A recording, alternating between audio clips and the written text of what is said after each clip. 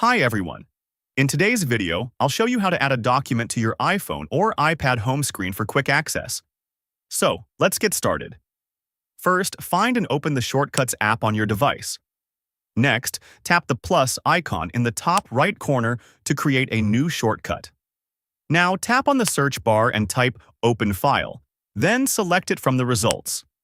After that, tap on the file icon next to Open and choose the document or PDF you want to add. Then tap on Default App and select where you want the file to open. For example, choose Files. Now tap on Open File at the top, then select Rename and give your shortcut a name. Once done, tap the name again and select Add to Home Screen. You'll see a preview of the icon. You can customize it by changing the color or adding an emoji if you want. Finally, tap Add in the top right corner. That's it.